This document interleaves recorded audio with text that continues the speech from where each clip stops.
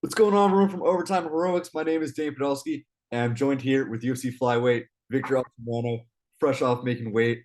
Victor, thank you so much for taking the time. Thank you. Thanks for having me. How are you doing? Good, I'm doing well. First off, how easy a weight cut was this for you? And how has the hydration process been going? Well, weight cuts have gotten easier as time's going on, you know. So of course some of it is attributed to just experience and having done them many times, and also attributed to the experience leading up to the weight cut, the dieting during the fight camp, the preparation. You know, a lot of the a lot of the difficulty is taken away if you just prepare leading up to it. Mhm. So we've done it really well. We're pretty controlled about it. So the weight cut, the what's the word? Relatively speaking, was easy. But now we're good. The hydration process is going well, all smooth. The PI does a great job and making sure their athletes are taken care of correctly. And yeah, they have a protocol. We all do a protocol to follow for the rehydration. So everyone's really good, and I'm feeling awesome. So talk to me, what's your schedule for, from now until the octagon cages close and you start fighting? For right now that we made official weigh-ins, we have weigh-ins again, the ceremonial weigh-ins, and those will be in this afternoon. So now we're gonna have the public watch these weigh-ins. We're gonna go there to the arena, get to see the crowd for the first time, at least some of it. And it's really exciting because you get to see, a little taste of all these fans that are here to watch the fight in Salt Lake City. And then we have dinner. Then I eat for the first time an actual meal. And then we just relax. I think about the fight. I think about everything and find peace with it. And then we go. Then we go to war.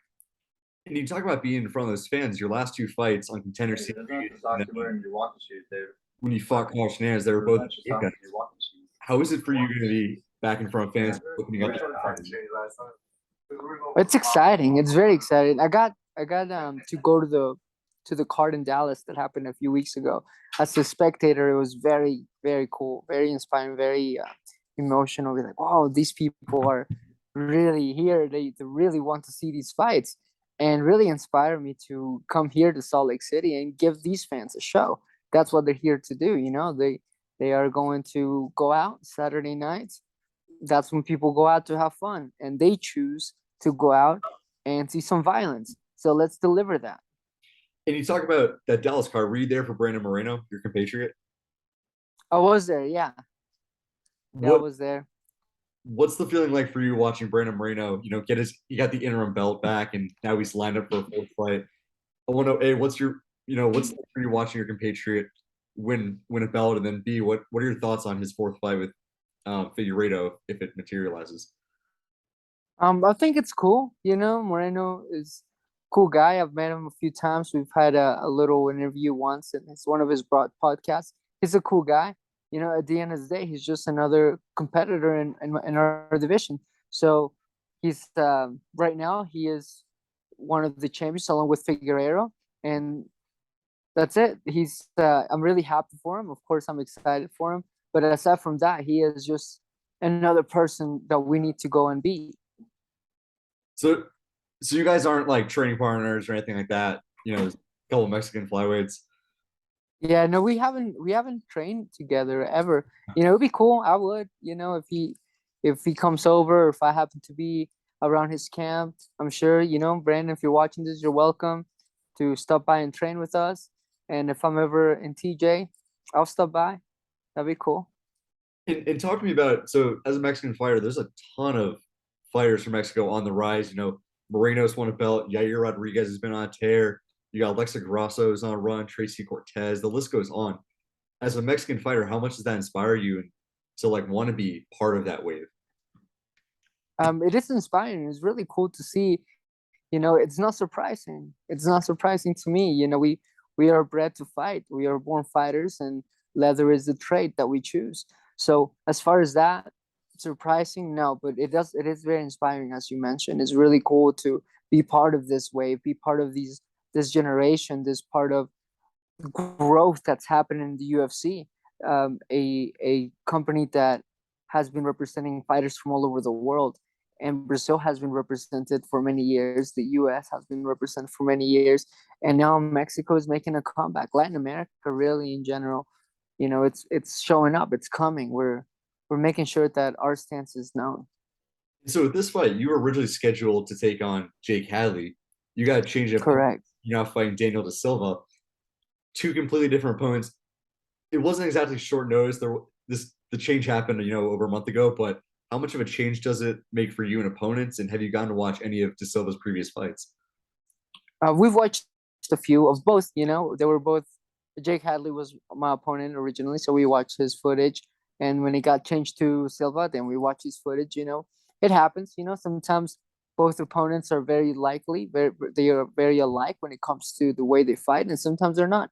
In this case, they're both ground fighters. They both prefer to grapple. They have good grappling engagements. The only difference is that the Silva is also very likely to strike. He likes to strike, and that's really cool. That's something that Jake knows, but doesn't seem to really rely on.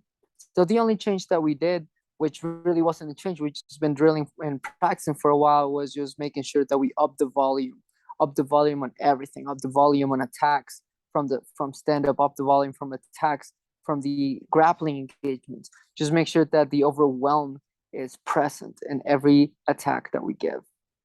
And so your last two fights, you fought Carlos Candelario on the Contender Series, then you fought Carlos Hernandez. Two split decisions, two fights that on paper could have gone anyway.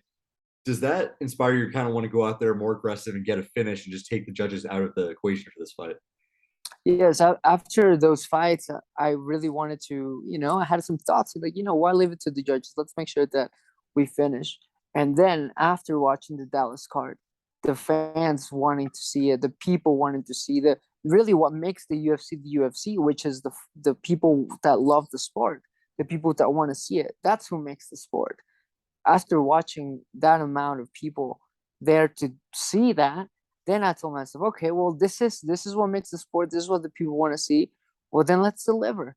Let's deliver. Let's not just go fight. Let's go finish a fight. What do you think gives you the advantage over Daniel Silva? Just like I don't know, everything. I'm ready to go. I'm a better striker. I'm a dynamic grappler. I have good movement. I'm not gonna look for a fight. I'm looking to finish this fight.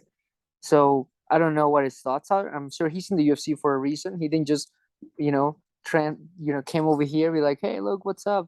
I'm in the UFC now. Now, I mean, he worked to be here, but so did I. So tomorrow night, we're gonna prove each other where we belong, and I'm gonna prove to him why I need to make sure that he finished the fight. I gotta finish the fight. And so you talk about you think that you have the advantage over him everywhere, and the odds makers agree with you. You're around a minus 220 favorite for this fight. Is that something you pay attention to at all? And does that change your mindset being a favorite for this fight? I don't know what that means. Oh, that means I'm the favorite. Yes, I you're. mean, I've fought in cards where I was the favorite. I fought in cards where I wasn't the favorite.